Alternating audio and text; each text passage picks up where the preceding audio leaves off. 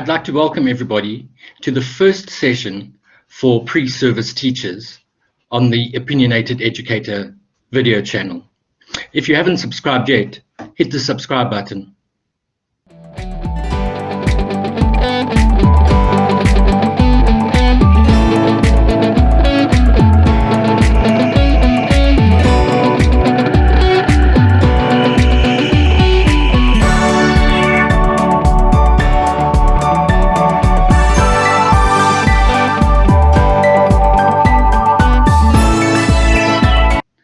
I'd like to welcome my Life Science 3 pre-service teacher students to the session on ICT integration into the classroom. So I want to start the session by just looking briefly at what ICT means and what ICT is. So I've created a short doodle video. I hope you notice the irony of the video as you look at what ICT is, what the components of ICT are, and how ICT has actually changed the way people live. Okay, so let's have a look at what we mean by ICT, what the components of ICT are, and how it has impacted on our daily lives. Okay, firstly, there is no unifying definition of what we mean by ICT. So it's everything from old technologies to robots. The term is generally accepted to mean all the devices, networks, components, applications, and systems.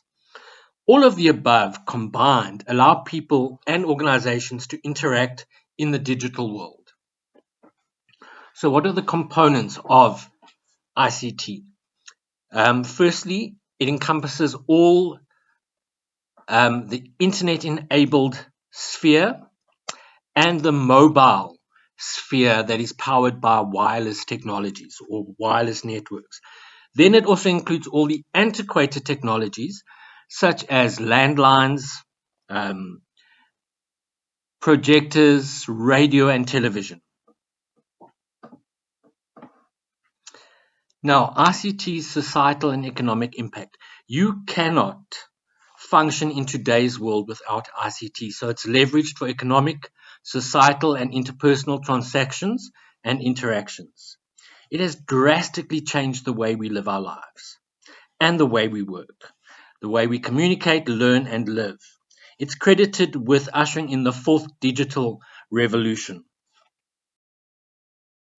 So to end this short session about what ICT is and what the components of ICT are, I'd like you to watch this short video about how ICT has impacted on the lives, the everyday lives of each and every one of us. If it's digital, it's part of ICT. ICT, short for Information and Communications Technology, or technologies, is a huge umbrella term. Though there's no universal definition, ICT generally refers to all devices, networking components, applications, and systems that facilitate interaction with the digital world. Sometimes, ICT is used interchangeably with IT, or information technology. But ICT is more comprehensive, including more components related to computers and digital technologies.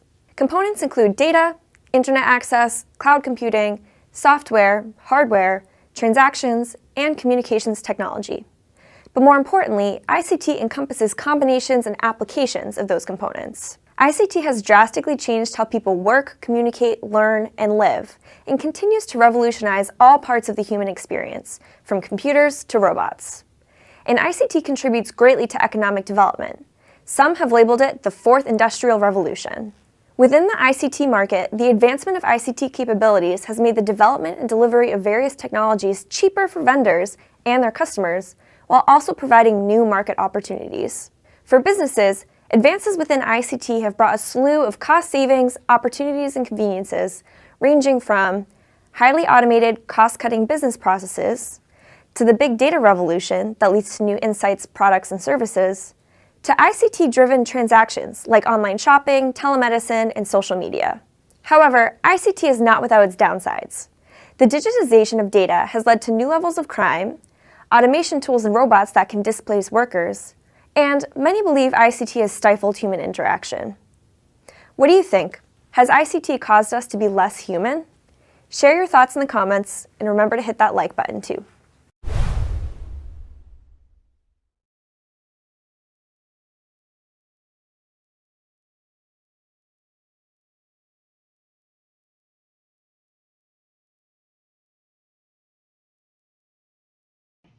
Now, considering that we live in the digital age, with what is considered as the fourth industrial revolution, as a life science teacher or teacher-to-be, I'd like you to consider the outcomes or the aims of South Africa's curriculum. Okay, we're going to look at the critical cross-field outcomes. And once we've looked at those, I'm going to set you a task to think about. Now, going to the CAPS curriculum document, this is one of the general aims of the curriculum, and it gives expression to the types of knowledge, skills, and values worth learning in South African schools. Those include things like active learning, human rights, and so on. And from that, these were called the critical cross-field outcomes. They're now called the specific or the aims. And they are firstly to identify and solve problems and make decisions using critical and creative thinking, working effectively as individuals with others and members of a team, organizing and managing themselves and their activities responsibly and effectively, to collect, analyze, organize, and critically evaluate information, to communicate effectively using visual, symbolic, and/or language skills, to use science and technology effectively and critically, showing responsibility for the environment, and then to demonstrate an understanding of the world as a set of related systems. These are still the critical cross-field outcomes. They've just been given a different name. I'd like you to consider the specific outcomes in line of the critical cross-field outcomes. And I want you to think of ways that you can integrate the use of ICT, not only in the teaching, but in the assessment of these outcomes. So firstly, specific outcome 1 relates to knowing life sciences, to acquiring knowledge. Okay, yes, we have our textbooks that provide an outline. You have the curriculum which says what topics you need to teach. But consider the use of technology in helping students to find that knowledge out themselves. What could you do to equip them to be able to find information elsewhere other than relying on the teacher or the textbook? So think of ways that you could get students to actively engage with all the information that is out there, while at the same time covering the content that needs to be done. So if you consider, for example, the outcome about scientific investigations, one of the things that students or scientists need to be able to do is to communicate their findings. So just think about once the students have completed a practical, what could you do to ensure that they are equipped to be able to present their findings using digital technologies? Okay, so specific outcome 3 relates to understanding the history and the significance of the acquired knowledge in life science or life science knowledge. So think about ways that students could possibly report on the history of that life science knowledge or on the uses of that application. What technologies could they use to maybe uncover the applications of life science in everyday life, or discover the history of some of the discoveries? What technologies could you use to help learners be creative in that way? Okay, so what I've tried to do in this segment by relating the specific outcomes to the critical cross-field outcomes is I've tried to give you ideas, hopefully like planting seeds of the kind of things that you could do.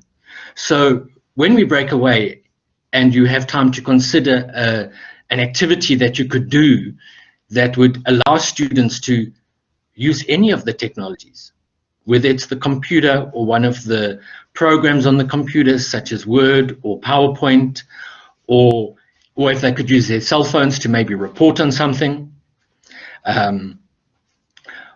or They could use the internet and other digital resources to find out information.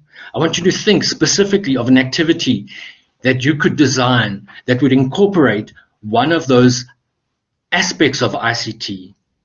And in that way, you'll be integrating ICT in your teaching. Okay, so if you look at the critical cross-field outcomes, it talks about helping students to solve problems, to communicate ideas, to be able to think critically and think creatively. So how can you think creatively if you aren't allowed to be creative in the classroom? One of the critical cross-field outcomes is that students need to be able to use both science and technology critically. If you aren't providing them with opportunities to use ICT devices and applications in the class, you aren't meeting that overall aim of the South African curriculum. Considering the critical cross-field outcomes, there is definitely scope for you as a life science teacher to be able to use and integrate ICT in your classroom. And if you aren't able to do so, then you aren't meeting the overall aims of the South African curriculum. So putting aside the challenges that schools might have or the lack of resources, as a teacher, you need to find ways to be creative in meeting the aims of the curriculum. So yes, there is a lot of scope out there to do and to integrate ICT in your classroom. You just have to think about what you can do. Sometimes you might need somebody to guide you a little bit, which is what I hope these lectures on integrating ICT in the teaching of life science can do for you. So I'm not going to sugarcoat this for you. I'm not going to pretend that it's going to be easy to integrate ICT in the classroom, especially with the challenges that South Africa faces and the schools face in under-resourced areas. There's definitely a digital divide, and I think that digital divide is really apparent and almost glaring in South Africa. The differences between well-resourced, rich private schools and quintile 1, 2, and 3 schools which are poorly resourced. So yes, in South Africa, there is this digital divide. But unless we as teachers can help prepare learners to walk confidently into this digital world, then we will remain an underdeveloped country.